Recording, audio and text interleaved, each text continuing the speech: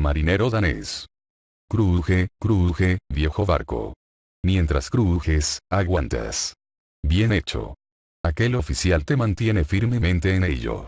No tiene más miedo que el fuerte de la isla en el Kattegat, puesto allí para luchar contra el Báltico con cañones azotados por la tormenta y en que se cuaja la sal marina. Cuarto marinero de Nantucket. Él tiene sus órdenes, acuérdate de eso. He oído al viejo Ab decirle que siempre debe romper los chubascos, algo así como se rompe un chorro de agua con una pistola, disparando el barco derecho contra ellos. Marinero inglés. Sangre. Pero ese viejo es un tío estupendo. Nosotros somos hombres como para cazarle la ballena. Todos. Eso. Viejo marinero de la isla de Man. ¿Cómo se sacuden los tres pinos? Los pinos son la especie más dura de árbol para vivir cuando los trasplantan a otro suelo, y aquí no hay más que la maldita arcilla de la tripulación. Vía, timoneles, vía. En esta clase de tiempo es cuando los corazones valientes se parten en tierra, y los cascos con quilla se parten en el mar. Nuestro capitán tiene su señal de nacimiento. Mirad allá, muchachos, en el cielo hay otra, de color lívido, ya lo veis, y todo lo demás, negro como el pez. Dago. ¿Qué es eso? Quien tiene miedo al negro me tiene miedo a mí. Yo estoy cortado de ello. Marinero español. Aparte. Quiere chulearse, Ese viejo gruñón me pone nervioso. Avanzando. Sí, arponero, tu raza está en el indudable lado de sombra de la humanidad. Diabólicamente sombrío, en esto. Sin ofensa. Dago, torvamente. No hay de qué. Marinero de Santiago. Este español está loco o borracho. Pero no puede ser, o si no, en su caso únicamente, las aguas de fuego de nuestro viejo mongol son bastante largas de efecto. Quinto marinero de Nantucket, ¿qué es lo que he visto? ¿Un relámpago? Sí, marinero español. No, es Dago que enseña los dientes. Dago, levantándose de un salto. Enseña los tuyos, pelele. Piel blanca, hígado blanco. Marinero español, haciéndole frente. Te acuchillo de buena gana. Mucho cuerpo y poco ánimo. Todos. Una pelea, una pelea, una pelea. Tastego, lanzando una bocanada. Una pelea abajo, y una pelea en lo alto. Dioses y hombres, todos peleadores. Uf. Marinero de Belfast. Una pelea. Viva la pelea. Bendita sea la Virgen, una pelea. Adelante con vosotros. Marinero inglés. Juego limpio. Quitadle el cuchillo al español. Un corro, un corro. Viejo marinero de la isla de Man. Enseguida está hecho. Ea. El horizonte en corro. En ese corro Caín hirió a Abel. Dulce trabajo, buen trabajo. No. ¿Por qué entonces, oh, Dios, hiciste tú el corro? Voz del oficial. Desde el Alcázar. Hombres a las brisas. A las velas de Juanete. Preparados a rizar las gavias. Todos. El huracán, el huracán. Saltad, alegres muchachos. Se dispersan. Pip, encogiéndose bajo el molinete. Alegres. Dios valga a esos alegres. Cric, cras. Allá va el nervio de Foque. Pam, pam. Dios mío. Agáchate más. Pip, allá va la verga de sobre Juanete. Es peor que estar en los bosques azotados el último día del año. ¿Quién iría ahora a trepar en busca de castañas? Pero allá van, todos maldiciendo, y yo me estoy aquí. Bonitas perspectivas para ellos. Están en camino para el cielo. Agarra fuerte. Demonios, qué huracán.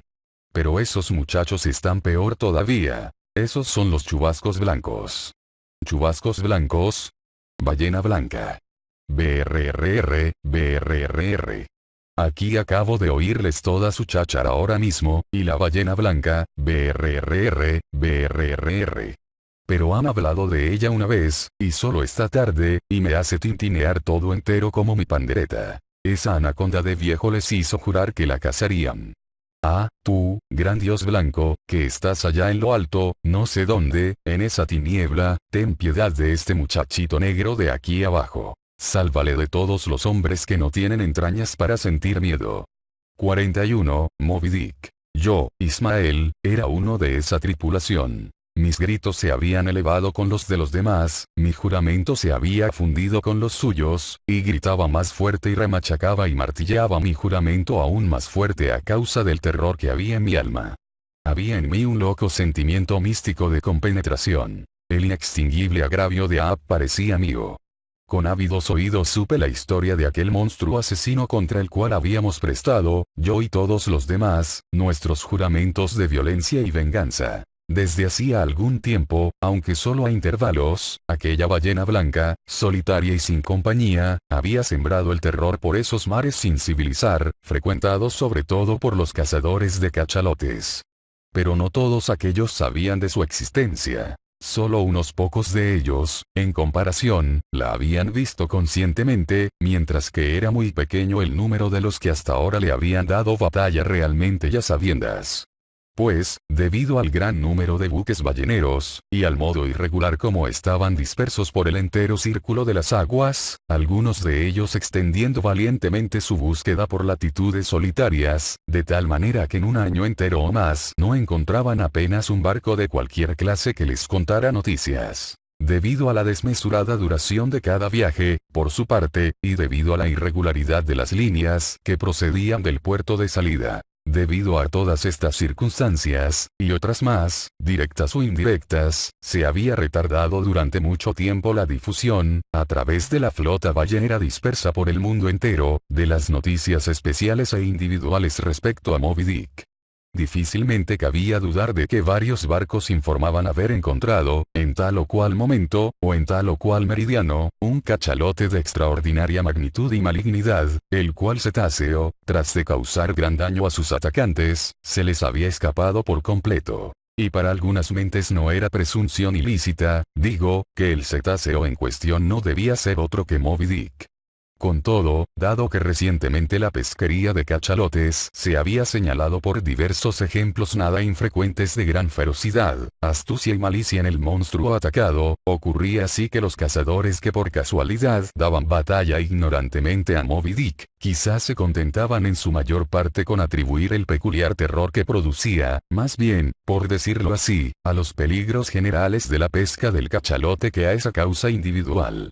De tal modo, en la mayor parte de los casos, se había considerado entre la gente el desastroso encuentro de Ahab con la ballena. Y para aquellos que, antes de oír hablar de la ballena blanca, por casualidad la habían avistado, al comienzo de estos asuntos habían arriado las lanchas, sin excepción, con tanto valor y ánimo como antes, cualquier otra clase de ballena. Pero a la larga, ocurrieron tales calamidades en esos asaltos, no limitadas a tobillos y muñecas dislocadas, a miembros rotos ni a mutilaciones voraces, sino fatales hasta el último grado de fatalidad, y se repitieron tanto esos rechazos desastrosos, acumulando y amontonando sus terrores sobre Moby Dick, que esas cosas llegaron a hacer vacilar la fortaleza de muchos valientes cazadores, a quienes había llegado por fin la historia de la ballena blanca. Y tampoco faltaron desorbitados rumores de todas clases que exageraran e hicieran aún más horribles las historias auténticas de esos encuentros mortales. Pues no solo crecen por naturaleza rumores fabulosos del cuerpo mismo de todos los acontecimientos terribles y sorprendentes igual que del árbol herido nacen hongos, sino que en la vida marítima abundasen los rumores desatados mucho más que en tierra firme, donde quiera que haya cualquier realidad apropiada para adherirse. Y lo mismo que el mar sobrepasa a la tierra en este asunto, así la pesca de ballenas sobrepasa a cualquier otra clase de vida marítima en lo prodigioso y terrible de los rumores que a veces circulan por ella.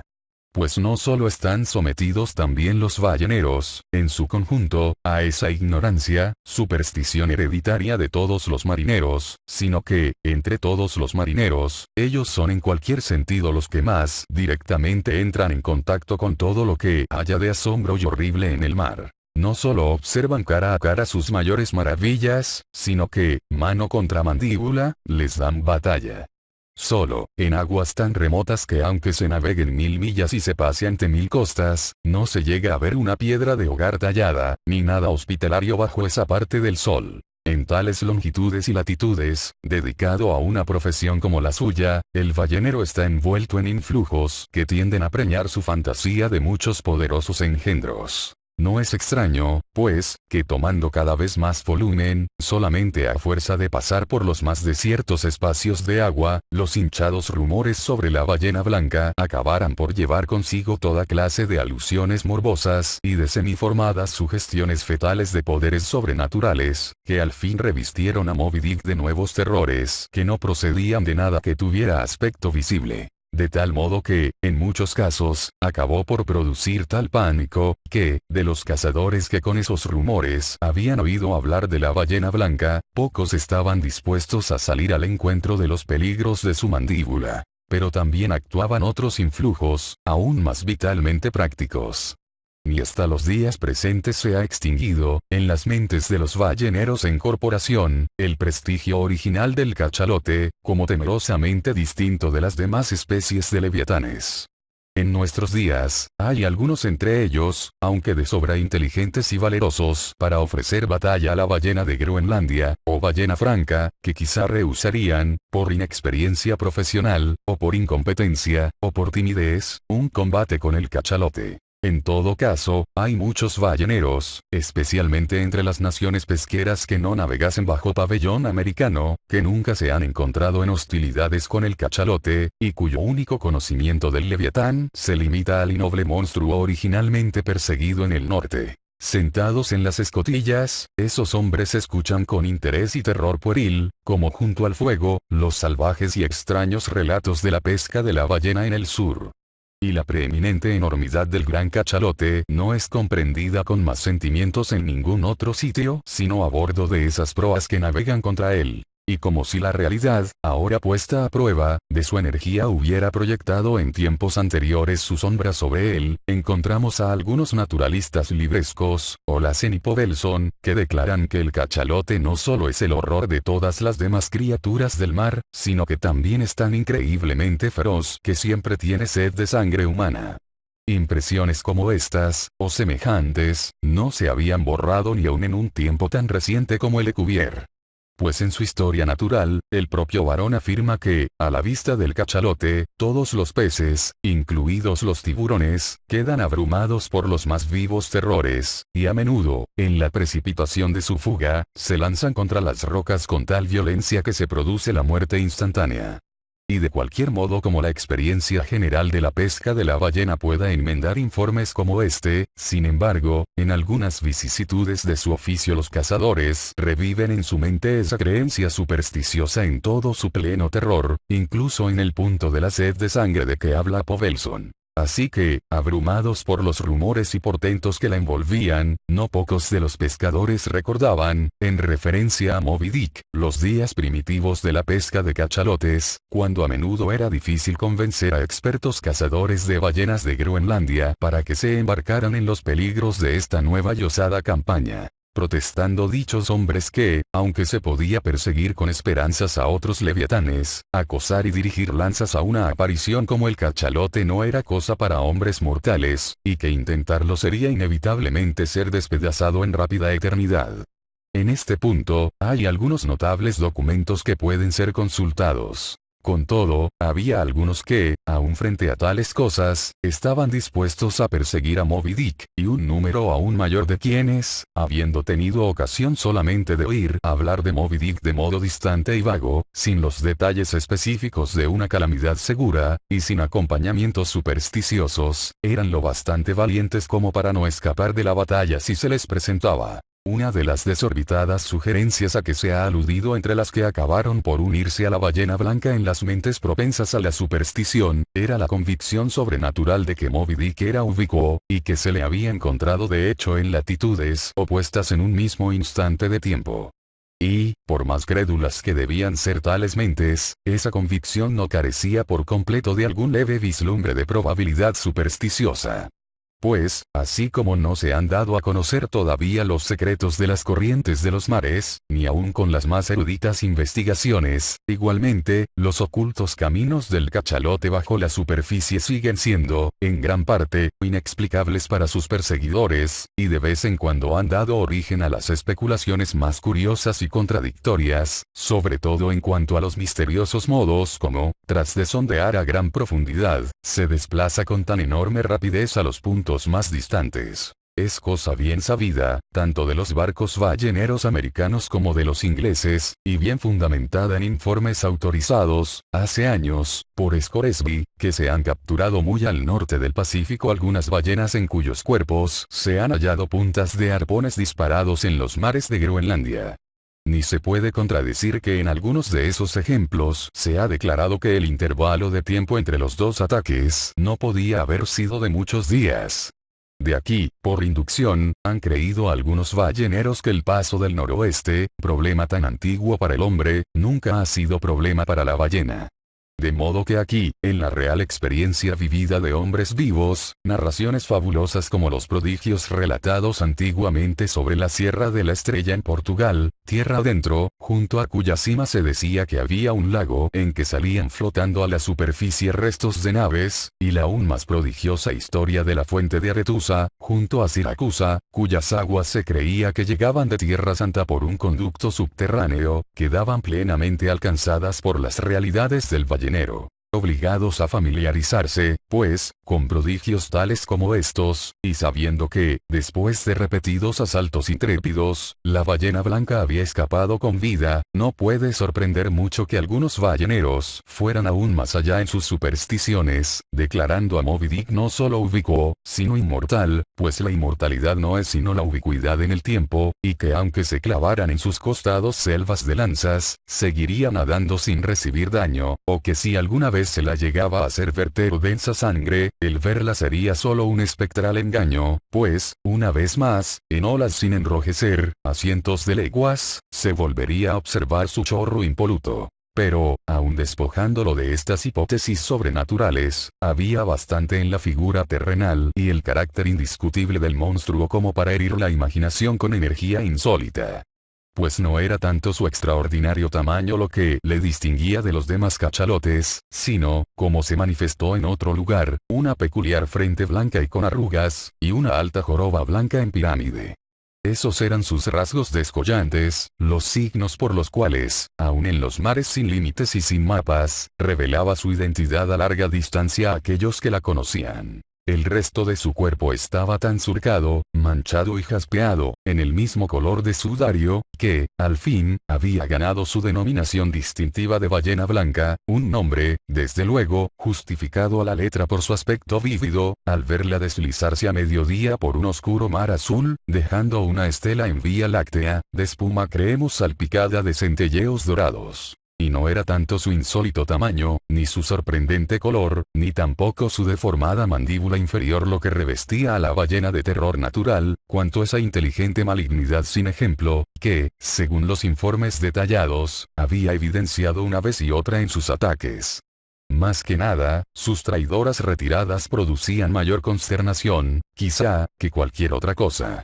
Pues después de nadar ante sus jubilosos perseguidores, al parecer con todos los síntomas de la alarma, se había sabido que varias veces había dado media vuelta de repente y, lanzándose sobre ellos, les había desfondado la lancha en astillas, o les había rechazado consternados hacia el barco. Su persecución ya había ido acompañada varias veces por desgracias.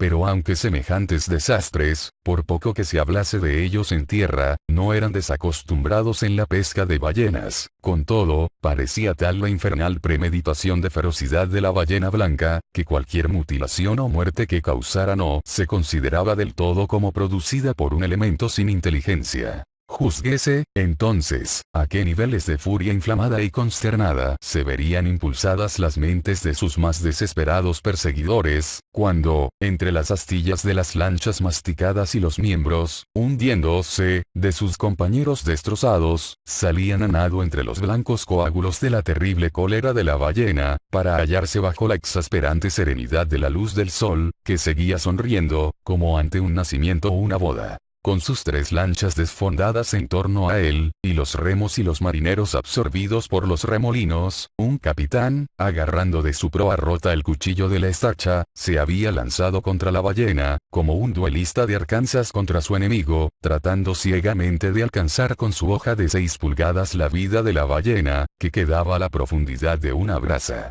Ese capitán era Ahab. Y entonces fue cuando, pasándole de repente por debajo su mandíbula inferior, en forma de hoz, Moby Dick había segado la pierna de Aap, como corta un segador una brizna de hierba en el campo. Ningún turco de turbante, ningún veneciano malayo a sueldo le habría herido con más aspecto de malicia. Pocas razones había para dudar, pues, que desde aquel encuentro casi fatal había abrigado un loco deseo de venganza contra la ballena, cayendo aún más en su frenesí morboso porque acabó por identificar con la ballena no solo todos sus males corporales, sino todas sus exasperaciones intelectuales y espirituales. La ballena blanca nadaba ante él como encarnación monomaníaca de todos esos elementos maliciosos que algunos hombres profundos sienten que les devoran en su interior, hasta que quedan con medio corazón y medio pulmón para seguir viviendo.